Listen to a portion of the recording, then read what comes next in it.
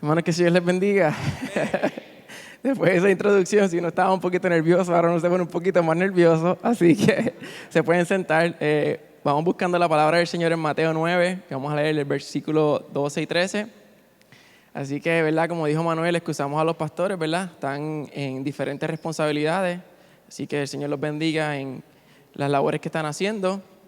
Sea el Señor poniendo en ellos, ¿verdad?, lo que necesitan para ayudar a otros. Así que a nosotros nos ha tocado la encomienda en esta mañana, ¿verdad?, de llevar la palabra al Señor. Así que vamos a leer, comenzando, ¿verdad?, Mateo 9, del 12 al 13. Y yo voy a estar leyendo la Nueva Versión Internacional. Y dice: al oír esto, Jesús le contestó: no son los sanos los que necesitan médico, sino los enfermos. Pero vayan y aprendan qué significa esto. Lo que pido de ustedes es misericordia y no sacrificio, porque he venido a llamar a justos, porque no he venido a llamar a justos, sino a pecadores. Así que yo le quise poner al tema de esta reflexión. Se pueden sentar aquellos que están de pie. Le damos gracias al Señor por su palabra. Y yo le quise poner como tema a esta reflexión: misericordia y no sacrificio. Así que en el diccionario bíblico dice que la misericordia de Dios describe su disposición centrada en el perdón compasivo hacia su pueblo, especialmente a la luz de sus circunstancias angustiosas y terribles. La misericordia de Dios es uno de los atributos comunicables de Dios, un atributo que los humanos podemos emular en las relaciones los unos con los otros. A lo largo de la Biblia, la misericordia de Dios se representa no solo como la disposición de Dios, sino como su acción en favor de un pueblo que no lo merece. La Biblia a menudo combina otros atributos divinos como misericordia, compasión, gracia, fidelidad y bondad. La misericordia es una expresión relacional del carácter de Dios y fluye de sus atributos de bondad y amor. Es un aspecto vital de la relación de pacto de Dios con su pueblo que está basado en la gracia. Así que hoy vamos a estar hablando sobre la misericordia y traje unos ejemplos para que veamos cómo la misericordia de Dios se transmite a través de personas como usted y como yo. Así que vamos a estar volviendo a la historia, ¿verdad? Vamos a ir al Antiguo Testamento para ver dos ejemplos particulares y luego vamos a volver a la lectura que hicimos al principio para ver cómo la misericordia de Dios se muestra a través de personas como nosotros. Y como leía del diccionario bíblico, es un atributo de Dios que nosotros podemos imitar. Así que el Señor nos llama a imitar ese atributo de misericordia con los que nos están a nuestro alrededor. Así que comenzamos con la primera historia de misericordia y esta se encuentra, voy a leer Génesis 37 del 18 al 20 y es nuestro primer ejemplo. Dice: cuando ellos lo vieron acercarse, antes de que él llegara donde ellos estaban, se pusieron de acuerdo para matarlo.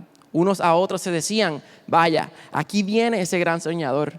Vamos a matarlo y a echarlo en uno de estos pozos y diremos que algún animal feroz se lo comió. Ya vemos a ver si se cumplen sus sueños. Así que estamos hablando de la historia de José y muchos de ustedes la conocen. Es una historia que hemos discutido, hemos enseñado a los niños y nosotros, ¿verdad?, como adultos, ¿verdad?, ya no la sabemos de memoria. Y en esta historia vemos cómo José vive muchas experiencias que lo llevan a luego, ¿verdad?, a vivir la misericordia del Señor y cómo Él muestra misericordia hacia los demás.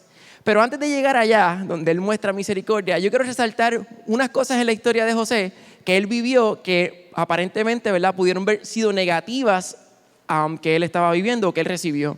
Y empezamos con que le quitaron la túnica de colores. Recuerdan que su padre le había hecho esta túnica que era muy importante para él, para su padre, ¿verdad? Y él, ¿verdad?, era el que la usaba y sus hermanos no la tenían, así que él era especial para su padre. Así que comenzamos con la primera situación que él vive, que es que sus hermanos le quitan la túnica. Luego de eso, ¿verdad?, José, si se lo buscó o no se lo buscó, luego de eso pues también lo echan a una cisterna que estaba vacía. Así que la segunda cosa que podemos ver que él vive negativo. Fue vendido por 20 monedas de plata y siguen pasándole cosas a José a través de la historia. Luego de eso fue vendido a Potifar, que sabemos que Potifar fue el funcionario del faraón y el capitán de la guardia. Luego de eso siguen pasando más cosas negativas. La esposa de Potifar miente en su contra. Sabemos, ¿verdad?, que la esposa de Potifar se enamoró de él y ella quería estar con él de cualquier manera y él, ¿verdad?, como estaba conectado con Dios, sabía cuál era su propósito en la tierra y él decidió no contaminarse ni seguir en los pasos a la esposa de Potifar. Luego de eso, por la mentira de la esposa de Potifar, a José lo llevan preso a la cárcel. Y por último, otra de las cosas que yo noté que sigue viviendo negativo, y estoy haciendo, ¿verdad?, un resumen rápido de la vida de José, pero podemos ver que en este transcurso fue no fue tan rápido, fue de tiempo en tiempo. Así que vemos en una vida de una persona que a través del tiempo vive cosas negativas una tras de otra, una tras de otra. El jefe de los coperos se olvidó de José y recordamos que está en la cárcel, que él le interpreta unos sueños y él hace como un tipo de trato con el jefe de los coperos y le dice, mira, cuando tú estés con el rey, ¿verdad? Que se te va a restituir tu posición, recuérdales que yo estoy aquí, que yo he sido traído a esta cárcel de manera injusta. Acuérdate de mí cuando estés allá con el rey. Y dice la historia que cuando él llegó allá, se olvidó completamente del rey. Si pensamos en todas estas cosas que está viviendo José, vemos que todas fueron negativas y fueron a raíz de ¿quiénes? De sus hermanos, ¿verdad? Y aquí podemos ver que para muchos de nosotros, ¿verdad? Cuando alguien es cercano a nosotros y nos ofende, pues no necesariamente la misericordia es tan fácil de expresar. Pero esta historia nos muestra, como leí al principio, que es un atributo, ¿verdad?, de Dios que tenemos que imitar. Vemos cómo José al final de la historia, luego de pasar muchas cosas, él le muestra su misericordia. Y voy a leer Génesis 45 del 4 al 11 y dice, no obstante, José insistió, acérquense. Y aquí estamos hablando cuando él se encuentra con sus hermanos. Cuando ellos se acercaron, él añadió, yo soy José, el hermano de ustedes a quien vendieron a Egipto. Pero ahora, por favor, no se aflijan más ni se reprochen el haberme vendido, pues en realidad fue Dios quien me mandó delante de ustedes para salvar vidas. Desde hace 2 años la región está sufriendo de hambre y todavía faltan 5 años más en que no habrá siembra ni cosechas. Por eso Dios me envió delante de ustedes para salvar la vida de manera extraordinaria y de ese modo asegurarles descendencia sobre la tierra. Fue Dios quien me envió aquí y no ustedes. Él me ha puesto como asesor del faraón y administrador de su casa y como gobernador de Egipto. Vamos, apúrense, vuelvan a la casa de mi padre y dígale, así dice tu hijo José. Dios me ha hecho gobernador de todo Egipto. Ven a verme, no te demores. Vivirás en la región de Gosén cerca de mí con tus hijos y tus nietos y con tus ovejas y vacas y todas tus posesiones. Yo les proveeré alimento allí porque aún quedan 5 años más de hambre. De lo contrario, tú y tu familia y todo lo que te pertenece caerán en la miseria. Así que aquí vemos este proceso donde José no se quedó pendiente a estas cosas negativas que mencioné al principio, que fueron hechas por sus hermanos, sino que él reconoce que Dios es el que lo ha llevado hasta donde está para poder mostrar misericordia y poder preservar la vida de los que están a su alrededor. Porque no tan solo preservaba la vida de su familia, ¿verdad?, con este acto de recibirlo, sino que también preservó la vida de muchos de los egipcios. ¿Verdad? Y algo que es importante recalcar en este proceso de la vida de José, que si nosotros nos podemos ver vistos en la vida de José, algo que es clave para poder, ¿verdad?, llegar a esa parte de poder mostrar misericordia, es que él tenía una relación directa con Dios y se mostraba a través de todo lo que él hacía. Dice la historia que no dice específicamente que él tenía una relación con Dios, pero se notaba y se veía que Dios estaba con él en cada situación que él vivía. Y dice la Biblia que él hacía prosperar todas las cosas que José hacía. Así que algo determinante para que nosotros podamos mostrar misericordia al Señor es que tenemos que tener una conexión con Él, que tenemos que tener una relación con Él, que Él sea y nosotros seamos uno. José muestra misericordia con sus hermanos, aun cuando por culpa de ellos vivió muchas experiencias negativas. La Biblia no registra que él tenía odio o rencor hacia sus hermanos por lo que ellos le habían hecho. Por lo contrario, la Biblia resalta que José tenía una relación con Dios. Y lo vemos en Génesis 39, 2 al 3, que dice, ahora bien, el Señor estaba con José y las cosas le salían muy bien. Mientras José vivía en la casa de su patrón egipcio, este se dio cuenta de que el Señor estaba con José y lo hacía prosperar en todo. Así que aquí vemos la relación que tenía José con Dios, que lo llevó, ¿verdad?, a llegar al final de la historia para mostrarle misericordia a sus hermanos. Este primer ejemplo nos muestra con que personas cercanas a nosotros, aún familiares, Dios pone amor en nosotros para mostrar misericordia a ellos. Nos muestra el relato de sus hermanos se habían arrepentido de lo que habían hecho a José y una relación con Dios es clave para mostrar misericordia. Podemos ver el relato de que José no esperó a ver la respuesta de sus hermanos. Él le mostró misericordia desde el principio y los perdonó. Y vemos en los hermanos de José el arrepentimiento de haber hecho lo que había hecho, porque en el proceso de la lectura él dice que ellos se habían arrepentido de lo que habían hecho y estaban tratando de enmendarlo porque no querían que su hermano menor muriera. Así que en ese proceso ellos vivieron ¿verdad?, valga la redundancia, vivieron un proceso donde ellos se arrepintieron de lo que habían hecho. Ahora vamos a ir a un segundo ejemplo y este se encuentra en Jonás 1:3. Y la palabra del Señor vino a José, hijo de Amitai: anda y ve a la gran ciudad de Nínive y proclama contra ella que su maldad ha llegado hasta mi presencia. Jonás se fue, pero en dirección a Tarsis, para huir del Señor. Bajó Jope, donde encontró un barco que zarpaba rumbo a Tarsis. Pagó su pasaje y se embarcó con los que iban a esa ciudad, huyendo así del Señor. Ahora vamos a ver el segundo ejemplo, que es el ejemplo de misericordia. Y aquí vamos a ver la misericordia en dos aspectos, y es en la vida del profeta Jonás. Así que antes de empezar a juzgar a Jonás, yo quiero traerle un poquito de historia, ¿verdad? Yo sé que hubo un viernes que yo traje, ¿verdad?, una reflexión sobre la misericordia basada, ¿verdad?, en Jonás. Y yo quiero de eso extraer algunas cosas para poner en perspectiva cuando vayamos, ¿verdad?, a juzgar a Jonás, del por qué él huyó en sentido contrario a llevar el mensaje del Señor. Y yo quiero dejarles saber que Nínive era la capital de Asiria. Y los asirios eran personas muy violentas, y a sus enemigos les realizaban muchas torturas. Así que estamos hablando que Jonás, Dios le envía a predicarle a esta gente que es mala, esta gente que es violenta, y que estaban dispuestos a hacer lo que fuera en contra de sus enemigos. Entre las torturas que se registran, ¿verdad?, se encuentran los empalamientos, y los asirios pasaban la estaca o la lanza por debajo de las costillas de sus enemigos. Otra de las torturas que hacía eran los despellejamientos. Eran famosos por despellejar vivos a sus enemigos hasta el nivel de que ellos llegaran a morir. Otra de las cosas que ellos hacían trituraban la trituración de huesos, y esta parte de la trituración de los huesos la intención era borrar la legitimidad histórica de sus enemigos para gobernar o seguir siendo nobles. La otra era amputación de extremidades. También cortaban sus piernas, brazos y orejas de sus enemigos. Y por último, las decapitaciones. Costumbre de decapitar a los enemigos que derrotaban para después apilar las cabezas todas juntas en sus ciudades.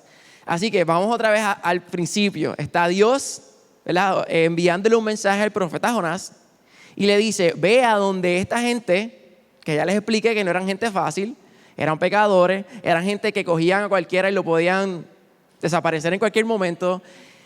Y él le dice: ve a donde ellos y predícale. ¿Y qué hizo José? Se fue en sentido contrario y no llevar el mensaje del Señor a esta gente. Luego vemos ahí que él cambia de opinión porque pasa un proceso, ¿verdad?, interesante que se registra en la Biblia, que es que él se monta, va en el barco surge una tormenta bien grande y él se va a acostar a dormir tranquilo. Y en ese proceso es tirado al mar. Cuando es tirado al mar, ¿verdad?, él llega al vientre de este gran pez, ¿verdad?, que lo tiene. Y el Señor se glorifica en todo el proceso de esta historia, porque inclusive, aunque vemos que Jonás está haciendo lo contrario, Dios siempre se glorifica, y eso es algo que tenemos que ver, que en nuestras vidas, no importando lo que estemos viviendo, aunque creamos que la situación que estamos viviendo no tiene nada que ver con Dios, esto es que no puede ser, porque esto es tan malo, que cómo es posible, porque los marineros estaban sufriendo una tempestad que no era culpa de ellos, era culpa de Jonás.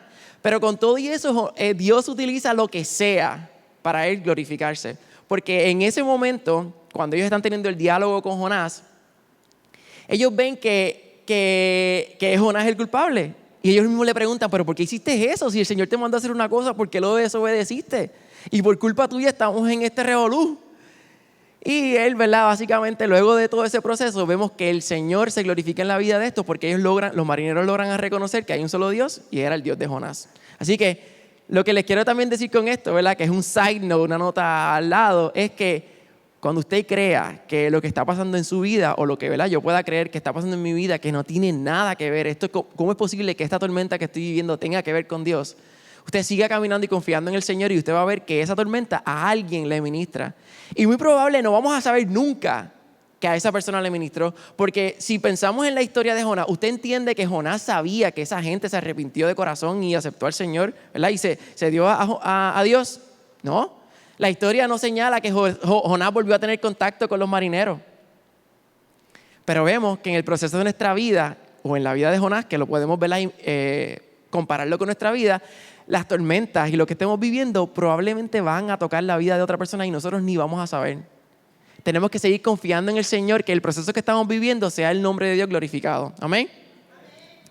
Y dice en Jonás 3, ¿verdad?, que la palabra del Señor vino por segunda vez a Jonás: anda, ve a la gran ciudad de Nínive y proclámale el mensaje que te voy a dar.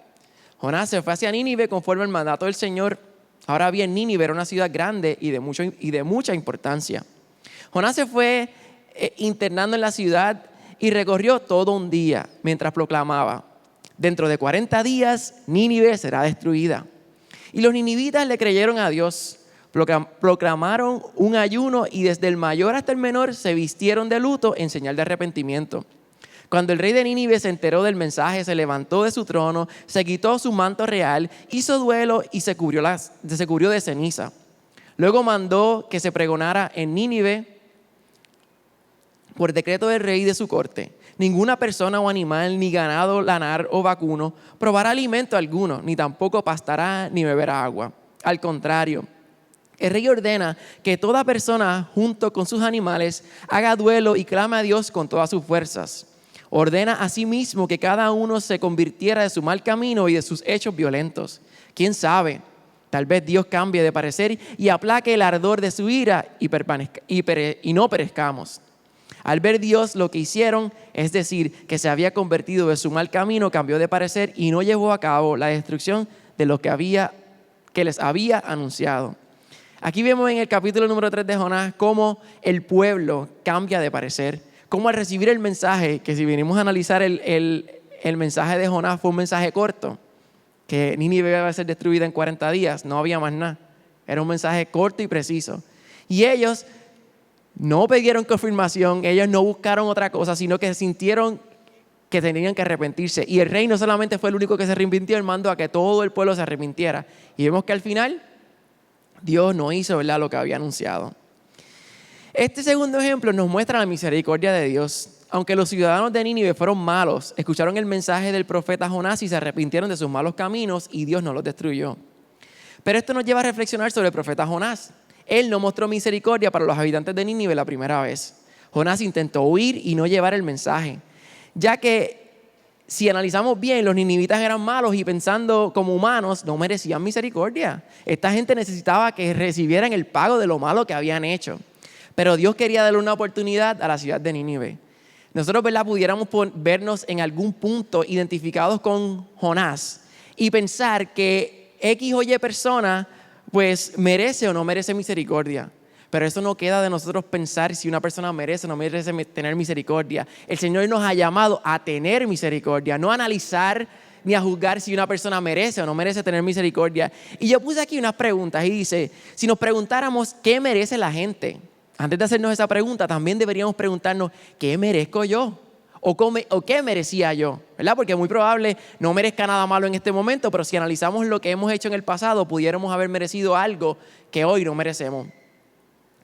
Y tenemos que dar gracias a Dios por su misericordia, que está dispuesto a que si nos arrepentimos de corazón, Él nos perdona, como pasó con esta ciudad.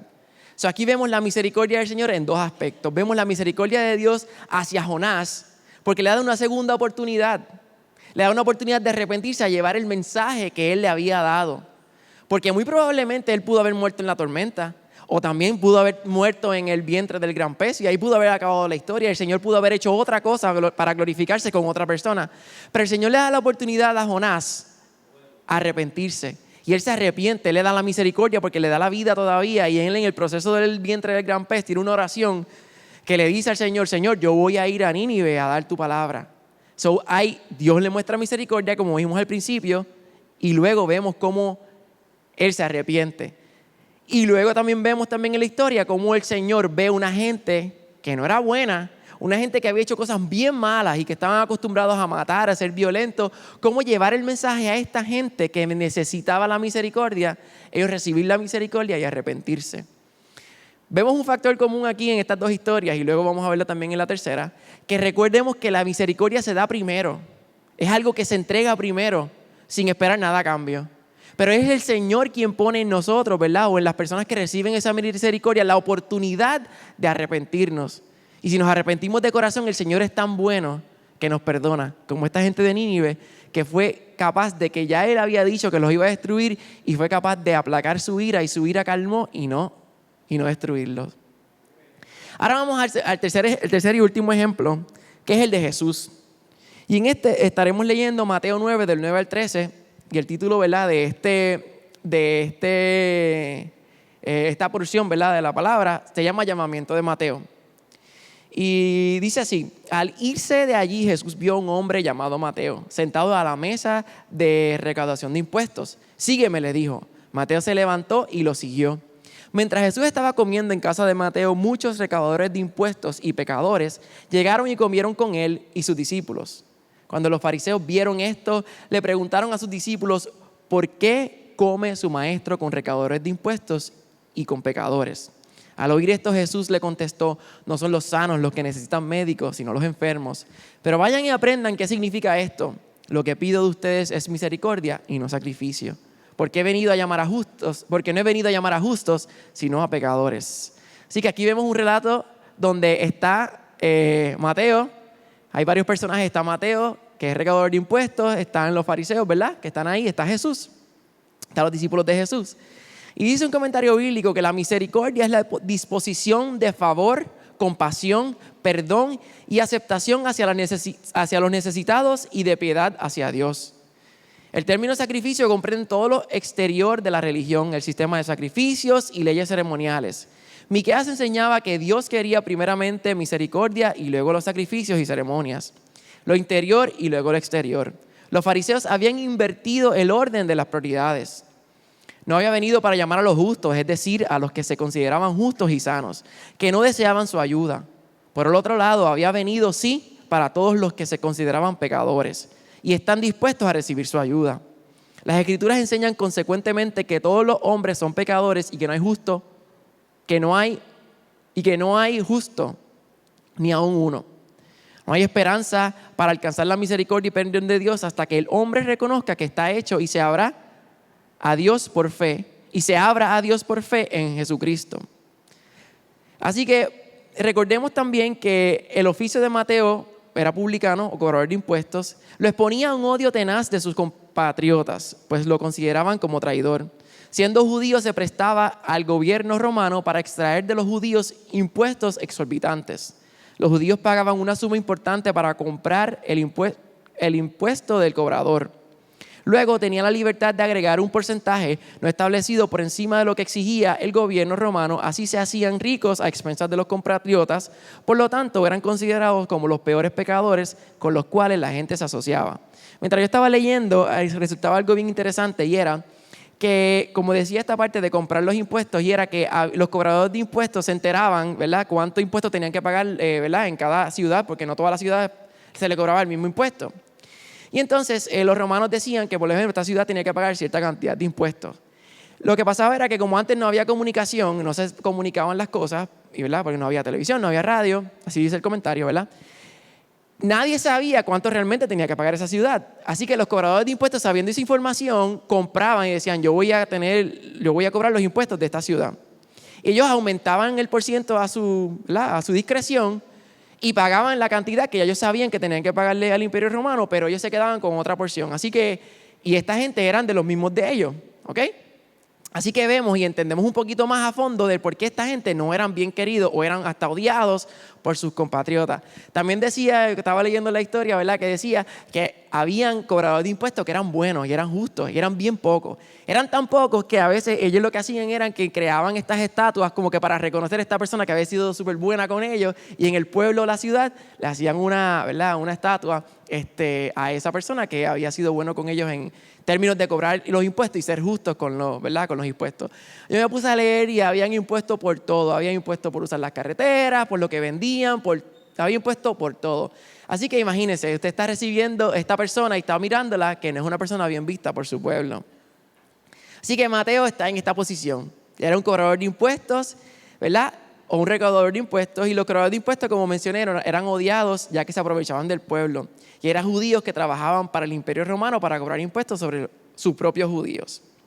Vemos a los fariseos, que eran los religiosos de la época, que estaban muy dispuestos a seguir todas las leyes, que todos vieran que ellos hacían lo correcto, pero no mostraban amor y misericordia hacia los necesitados. Por eso es que Jesús le dice: misericordia antes que sacrificio, porque estos fariseos estaban muy dispuestos a hacer el checklist: yo hago esto, yo hago esto, yo hago esto, yo hago esto, pero no estaban dispuestos a tener misericordia. Y en este caso particular, ¿verdad?, lo vemos a través de todos los evangelios, cómo los fariseos se muestran a no tener misericordia con ninguno de los que está a su alrededor, incluso hasta con el mismo Jesús, ¿verdad? Ellos estaban dispuestos hasta llevarlo a la cruz, sin tener ningún tipo de misericordia, y cómo ellos, ¿verdad?, no tenían misericordia hacia los demás, y en este caso no tenían misericordia con Mateo.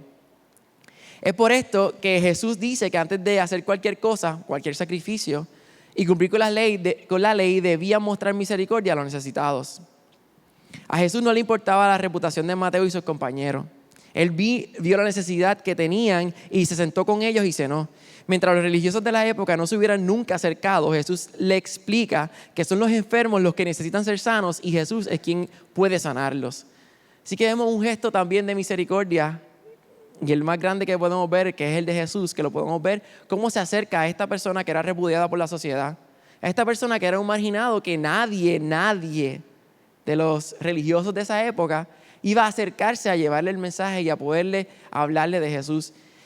Y volvemos a ver, como les dije ahorita, el ejemplo que se ve en todas estas historias. Vemos como la misericordia se muestra primero y dándole una oportunidad de arrepentimiento. Y en este caso la Biblia es clara que Mateo, ¿qué hizo? Titubeó en el momento de ser llamado por Jesús. Él del instante dijo, me voy con Jesús, se arrepintió de lo que estaba haciendo, dejó la mesa de recaudo de impuestos y se fue con él. Y no tan solo se fue con él, sino que también, ¿qué hace? Llama a otros que eran como él a recibir, ¿qué? El mensaje de Jesús. Y antes de ir culminando con la reflexión de esta mañana, hay una historia bien interesante, ¿verdad? Una parábola que el Señor habla, que es la parábola del buen samaritano. Yo sé que todos la conocen, ¿verdad? Y esta parábola habla, ¿verdad?, de un hombre que fue asaltado. Y dice la historia que le quitaron hasta la ropa, y lo asaltaron, le dieron una paliza y lo dejaron en el camino. Y en el camino vienen estas dos personas, ¿verdad? Viene el sacerdote pasando, ¿y qué hace? Se desvía y ni le hace caso. Luego viene otro que era levita y que hace lo mismo. Se mira, va de lado, lo mira hacia arriba abajo y va por el otro lado y no hace nada. Y viene un samaritano. Y es este samaritano que lo ve y tiene misericordia hacia él y lo ayuda. Así que en este caso y en este aspecto quiero resaltar dos cosas. La primera era que vemos cómo el samaritano y el judío, ¿verdad?, cómo el samaritano tiene misericordia hacia el judío, porque en la antigüedad y en la historia ellos no mezclaban, no se llevaban bien los samaritanos y los judíos. Y es él quien se detiene a salvarlo, ¿verdad?, a levantarlo, a curar sus heridas y llevarlo hasta un mesón para que pueda recibirlo. Y en este caso vemos cómo está en la historia que está hablando Jesús, en la pregunta que comienza antes de empezar con esta parábola, le preguntan los maestros de la ley, le preguntan a él que quién es mi prójimo. Solo quería conectar en este momento para dejarles saber que tenemos un prójimo que mostrarle misericordia. Y estos judíos, ¿verdad?, que fueron los dos primeros que pasaron, eran de la misma raza y pudieron haberse detenido.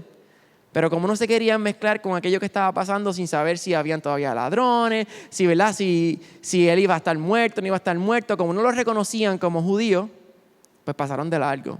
Pero este samaritano mostró misericordia aunque no eran de la misma, y él paró y curó sus heridas. Así que esto nos lleva a reflexionar que tenemos que mostrar misericordia aún con aquellos que no consideramos que mezclamos con ellos. Aquellos que no necesariamente sabemos cuál es su trasfondo, sabemos de dónde vienen, a dónde van, tenemos que seguir demostrando misericordia porque ese es el prójimo a donde nos ha llamado el Señor a ir.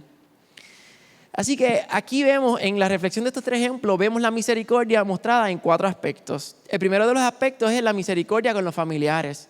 El ejemplo de José vemos cómo el contexto familiar se puede mostrar la misericordia. En este contexto se puede ser muy duro mostrar misericordia porque pudiéramos pensar que si es un familiar me hace daño. ¿Por qué? Porque entendemos que los familiares es alguien cercano. ¿Cómo es posible que él es mi hermano? ¿Cómo es posible que ella es mi mamá? ¿Cómo es posible que ese es mi tío y él es el que me está haciendo daño? Pero vemos en la historia de José que tenemos que mostrar misericordia aún a nuestros familiares, aún cuando creamos tener la razón, porque si analizamos bien la historia de José y no pensamos con el amor de Cristo en nuestras vidas, no había por qué mostrarle misericordia a los hermanos de José, porque fueron ellos los que lo llevaron por un proceso de martirio desde el principio hasta el fin. Así que si analizamos esto, decimos, mira, no había que mostrarle misericordia a ese familiar, no, él no merece misericordia, mira todo lo que me está haciendo, mira todo lo que me hizo. Pero el Señor no nos llama a analizar quién es o quién nos han hecho, Él nos llama a tener misericordia. Pero José fue capaz de perdonar las ofensas de sus hermanos, lo que nos llama también a nosotros a perdonar las ofensas de nuestros hermanos y nuestros familiares. Él pudo haber sido muy duro con ellos y no venderles comida, pero él reconoce que Dios lo había llevado allí con un propósito. Fue Dios quien permitió todo este proceso que se puede ver como un proceso negativo, pero que fue con el fin de Dios mismo glorificarse y salvar la descendencia de su familia. Recordemos que fue José quien tuvo la idea de guardar el alimento para poder sobrevivir los años de escasez. Así que vemos en este caso particular que Dios está en cada proceso de la vida de José, lo que nos lleva a reflexionar y nos da un aliento maravilloso en esta mañana, que Dios está en tu proceso. Dios está viendo lo que tú estás pasando. Dios está viendo que sí, que este es tu hermano y te está haciendo daño o te hizo daño. Pero el Señor no te manda a que te enfoques en eso. Él te manda a que sigas dando misericordia. Que de esa manera le damos oportunidad al que nos ofende a que se arrepienta de corazón. Y que no quede en nosotros juzgar si esta persona merece o no merece misericordia. Dios nos llama específicamente a mostrarla y Él se encargará del resto.